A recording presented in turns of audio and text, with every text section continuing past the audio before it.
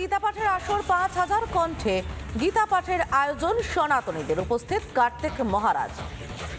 যে ছবিটা আপনারা এই মুহূর্তে দেখতে পাচ্ছেন, কার্তিক মহারাজ গিয়ে পৌঁছে গিয়েছেন বীরভূমে। গীতা পাঠের আসর 5000 কণ্ঠে গীতা পাঠের আয়োজন সনাতনীদের, উপস্থিত রয়েছেন কার্তিক মহারাজ, দেখতে পাচ্ছেন সেই ছবি।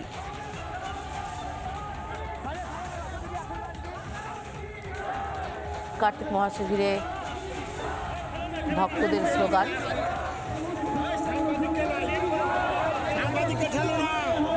মনোরঞ্জন রয়েছে, সরাসরি চলে যাবো মনোরঞ্জনের কাছে। মনোরঞ্জন, কার্তিক মহারাজ পৌঁছে গিয়েছে দেখতে পাচ্ছি, গীতা পাঠের আসর কতক্ষণে শুরু হচ্ছে? এখন বক্তব্য রাখছেন শ্রী জগৎ মন্ডল মহাশয়, আজকে এই কার্যক্রমের মুখ্য উপদেষ্টা, সঙ্গে রয়েছেন শ্রী জগৎবন্ধু সরকার। একদমই তাই, একদম তোমার এই বীরভূম প্রত্যন্ত গ্রাম প্রসাদপুর, সেখানে কিন্তু ইতিমধ্যেই প্রস্তুতি শুরু হয়ে গিয়েছে। কার্তিক মহারাজ এসে পৌঁছেছেন এবং তিনিও কিন্তু এসেছেন। অন্যদিকে একটু দেখাবো যে দেখো কাতারে কাতারে কিন্তু সনাতনীরা আসছেন, তারা ভিড় করছেন, প্রত্যেকের হাতে কিন্তু রয়েছে সেই গীতার যে পাঠ সেই রয়েছে, প্রত্যেকেই কিন্তু এই মুহূর্তে প্রত্যেককে দেওয়া হচ্ছে, সেই চিত্রটা আমরা দেখাচ্ছি।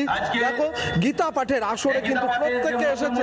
বলছি দাদা, গীতা পাঠের আসর রাষ্ট্রপতি পদকপ্রাপ্ত খুব আনন্দ লাগছে সনাতনী হিসেবে, শ্রী স্বামীজি খুব আনন্দ লাগছে। প্রদীপ্তানন্দ মহারাজ কি বলবেন দাদা গীতা পাঠের? কার্তিক মহারাজ জি হ্যাঁ, আনন্দ ভালো, সঙ্গে আছেন এটা পছন্দ করি, এটা ভালো। আমাদের অর্থাৎ প্রত্যেকে বলছেন দেখো যে গীতা পাঠ হচ্ছে এবং সেখানে কিন্তু মানুষ আসছেন এবং প্রত্যেকে অধীর আগ্রহে।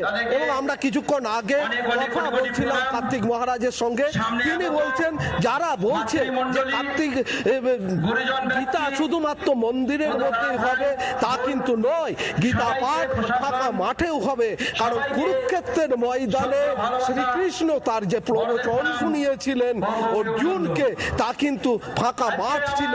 সেই ফাঁকা মাঠে স্বাভাবিকভাবেই কিন্তু গীতা পাঠ হবে এবং ঘরে ঘরে গীতা পাঠ হবে, এটাই তাদের লক্ষ্য।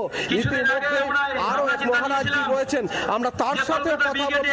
কার্তিক মহারাজ এই মুহূর্তে একটু ব্যস্ত হয়েছেন এবং একটু কথা বলার চেষ্টা করব, প্রত্যেকের সাথে আমরা কথা বলবো। ভাই কথা বলার চেষ্টা করব প্রত্যেকের সাথে। এবং বলছি মহারাজজি, ক্রিকেটের পর একদম বীরভূম গ্রাম আসর এবং 5000 কি বলবেন? আজকে শুধু বীরভূম নয়, সারা বাংলা জুড়ে এতকাল মানুষ মরার বুকে গীতা চাপাতো, আজকে আমরা জনমানসে এই বার্তা দিতে পেরেছি যে গীতার জ্ঞানটা জীবদ্দশায় গ্রহণ করার জন্য, মৃতের বুকে চাপানোর জন্য নয়।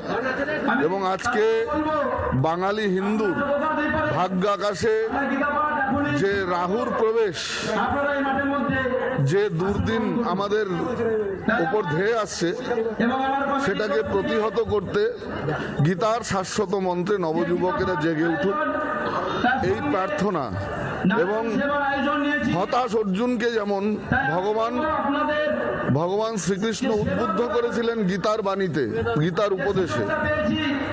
একটা সময় ভারতবর্ষের স্বাধীনতা আন্দোলনে শ্রীমদ্ ভাগবত গীতার উপদেশে যেমন নবযুবকেরা উদ্বুদ্ধ হয়ে হাসতে হাসতে ফাঁসির কাষ্ঠ চুম্বন করেছিল, আজকে আবার বাংলায় সেই সময় এসেছে। তাই গীতার শাশ্বত মন্ত্রে যুব সমাজ উদ্বুদ্ধ হবে, এই আশা রেখেই আমরা এই প্রোগ্রাম। এই যে এত মানুষ, একটা প্রত্যন্ত গ্রাম, সেখানে এত মানুষ আসছেন, গীতা যেটা মহারাজজি বলছিলেন, কার্তিক মহারাজজি বলছিলেন যে এবার শুধুমাত্র মন্দিরে নয়, ফাঁকা ময়দানে হবে গীতা পাঠ। এবং না, যারা বলে গীতা পাঠ ঘরে বসে করতে পারতেন, তারা জানেই না যে শ্রীমদ্ ভাগবত গীতার উপদেশ প্রথম যখন হয়েছিল কারুর বাড়ির বেডরুমে হয়নি, কারুর ঠাকুর ঘরে হয়নি। গীতা উপদেশ হয়েছিল রণাঙ্গনে। হতো বা প্রাপ্সি স্বর্গম জিত্বা বা মোক্ষসে। ঘরে বসেই পাঠ করতে হবেই বা কেন? যদি বাকি ধর্মাচরণ প্রকাশ্যে করা যায়, রাস্তা জুড়ে করা যায়, তাহলে গীতা পাঠ বাইরে করলে ক্ষতিটা কোথায়, সমস্যাটা কাদের? এই প্রশ্ন নিশ্চিতভাবেই থাকবে। আপাতত তোমাকে ধন্যবাদ। আমরা নজর রাখবো এই গীতা পাঠের আসরে। মনোরঞ্জন। নানা ধরনের কন্টেন্ট দেখার জন্য লাইক করুন, শেয়ার করুন আমাদের ফেসবুক পেজ, সাবস্ক্রাইব করুন আমাদের ইউটিউব চ্যানেল। পাশাপাশি অন্যান্য ব্রেকিং নিউজের জন্য অবশ্যই চোখ রাখুন রিপাবলিক বাংলায়।